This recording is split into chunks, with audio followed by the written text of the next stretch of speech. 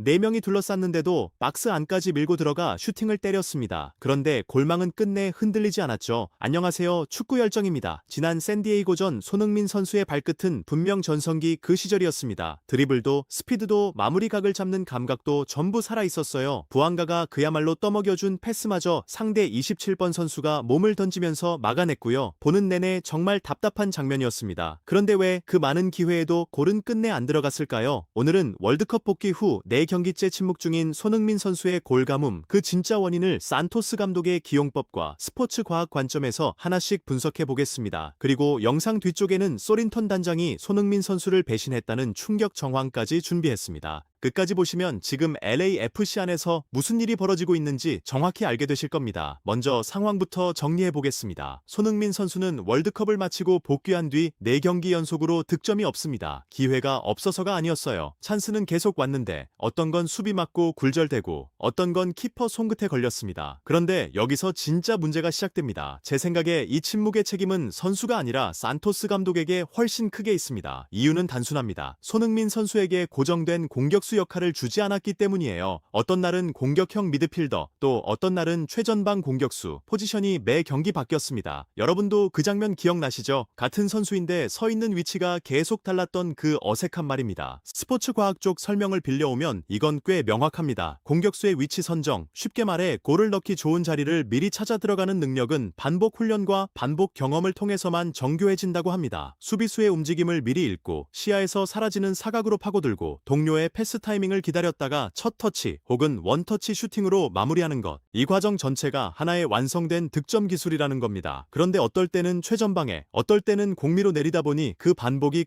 끊겨버렸어요. 골 감각이 무뎌질 수밖에 없는 구조입니다. 문제는 몸만이 아닙니다. 심리적인 부분에서도 균열이 생겼어요. 공미로 뛰게 되면 머릿속에 자리 잡는 생각이 완전히 달라집니다. 공을 잃지 말아야 한다. 패스를 연결해야 한다. 공격을 조율해야 한다. 이런 생각이 우선순위를 차지하게 되죠. 반대로 공격수로 나설 때는 그런 계산이 전부 필요 없습니다. 넣으면 된다. 이 하나뿐이에요. 이걸 킬러 마인드, 그러니까 득점 우선 사고라고 부르는데 손흥민 선수는 지금 바로 그 감각이 약해진 상태라고 볼 수 있습니다. 그래서 그 수많은 찬스에도 골이 나오지 않았다. 스포츠 과학의 시선으로 보면 이렇게 설명이 됩니다. 공격수를 공격형 미드필더로 쓰는 산토스 감독의 선택이 만든 결과라는 뜻이죠. 제 표현으로 하면 지금 손흥민 선수는 불꽃 없는 엔진 상태입니다. 출력은 그대로인데 그 힘을 터트릴 자리를 감독이 안 주고 있는 겁니다. 그런데 상황은 여기서 더 이상해집니다. 당장 내일도 경기가 있어요. LAFC는 내일 오전 30분에 콜로라도 원정을 치러야 합니다. 이 와중에 산토스 감독의 이른바 양아들로 불리는 밀러가 장기 부상 소식을 전해왔습니다. 리그스컵에서 계속 선발로 나섰던 선수인데 대회가 끝나자마자 갑작스럽게 스쿼드에서 빠졌어요. 경기를 그렇게 많이 소화한 것도 아닌데 말이죠. 전해진 이야기로는 9월 중반까지 복귀가 어려울 가능성이 높다고 합니다.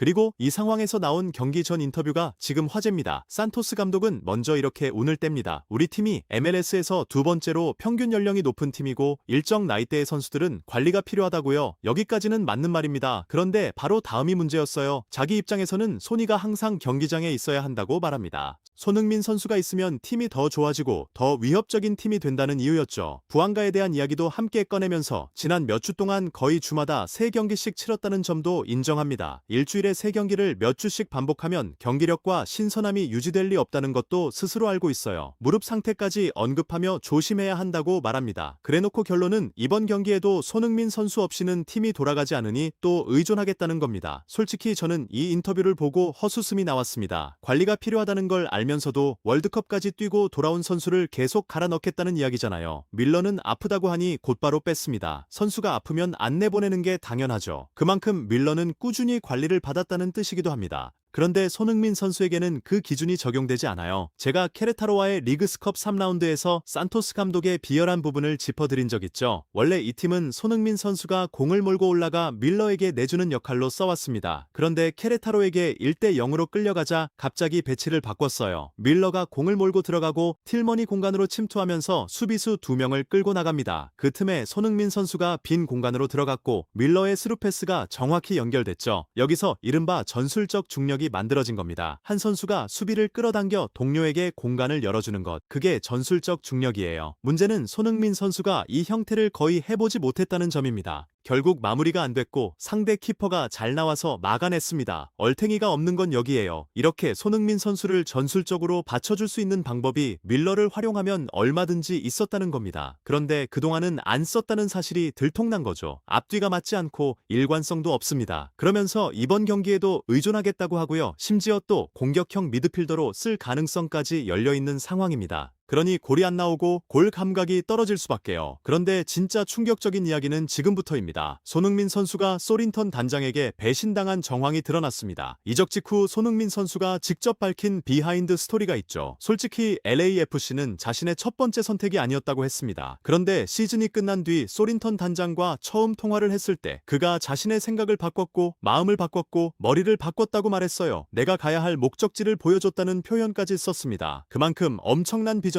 설득당했다는 뜻이죠. 그때 단장이 건넨 말은 이런 내용이었다고 합니다. 우리 LAFC는 이런 클럽이다. 네가 오면 대단한 일이 벌어질 수 있다. 그리고 지금 내가 말하는 이 비전이 당신이 앞으로 하고 싶은 것과 맞는지 판단해달라. 영입 이후에도 단장은 대대적인 투자를 통해 메이저리그 사커를 대표하는 팀으로 성장하겠다고 밝혔습니다. 이렇게 손흥민 선수를 설득해 데려온 겁니다. 그런데 최근 완전히 다른 그림이 나왔습니다. 샌디에이고전 패배 이후 여론부터 심상치 않게 흘러갔어요. LAFC가 또 졌다. 할 말도 없다. 매번 똑같은 전술에 똑같이 무기력하고 형편없는 결과만 나온다. 약팀 상대로도 이런다. 변화가 필요하다. 그러다 이런 반응이 나옵니다. 아 맞다. 이번 시즌엔 DP 지명권도 없지. 산토스 감독 경질 청원까지 올라갔다는 이야기가 전해질 정도였습니다. 여기서 세 번째 DP 지명권이 뭔지 짚고 가겠습니다. DP는 지정선수 제도로 팀당 인원이 제한된 고액 연깁 슬롯이라고 보시면 됩니다. 현재 LAFC의 DP 자리는 부앙가와 손흥민 선수가 채우고 있어요. 그래서 세 번째 DP 연깁이 있냐 없냐를 두고 계속 말이 나왔던 겁니다. 그런데 최근 전해진 소식에 따르면 2026년에는 규정상 LAFC가 세 번째 지정선수를 영입할 수 없다고 합니다. 논의 자체가 백지화된 거예요. 결국 2027년까지 기다려야 하는 충격적인 상황입니다. 원래 LAFC에 갈 생각조차 없던 선수였잖아요. 투자도 많이 하겠다. 좋은 선수도 데려오겠다. 미국을 대표하는 팀이 되겠다. 그 약속에 마음을 열고 온 겁니다. 심지어 손흥민 선수에게 선수 영입 지명권까지 있다는 말이 돌 정도로 구단 내 영향력이 클 거라 여겨졌죠. 그런데 막상 뚜껑을 열어보니 지금 이 팀은 미드필더가 급합니다. 그럼에도 미드필더 보강은 없었고 다른 구단에서 밀려난 유망주나 FA로 풀린 선수를 공짜로 데려오는 수준이었어요. 결국 단장의 사탕발림에 이끌려 왔지만 지금은 배신당한 정황이 드러났다고 볼 수밖에 없습니다. 정말 짜증나는 상황이죠. 저도 이번 시즌 LAFC 유니폼을 살까 하다가 격자 무늬가 마음에 안 들어서 안 샀거든요. 지금 보니 안 사길 잘한 것 같습니다. 여기서 제 생각을 하나 덧붙이자면 지금 LAFC의 진짜 위기는 성적이 아니라 신뢰입니다. 세계적인 선수를 비전으로 데려왔으면 그 비전을 지탱할 스쿼드를 만들어야 하죠. 작은 균열 하나가 눈덩이처럼 굴러 결국 산사태가 되는 법입니다. 지금이 딱 그 눈덩이가 커지는 구간이라고 봅니다. 여러분 생각은 어떠신가요? 산토스 감독의 기용법이 더 큰 문제일까요? 아니면 약속을 못 지킨 프런트가 더 큰 문제일까요? 댓글로 꼭 남겨주세요. 여러 가지로 어려운 상황이지만 남은 시즌 손흥민 선수가 어떤 모습을 보여줄지 저는 계속 지켜보려 합니다. 끝까지 응원하겠습니다. 이 분석이 도움이 되셨다면 구독과 좋아요 그리고 알림 설정까지 부탁드립니다. 다음 영상에서는 콜로라도 원정에서 손흥민 선수가 어떤 자리에 섰는지 그 결과까지 짚어보겠습니다. 시청해주셔서 감사합니다. 축구 열정이었습니다.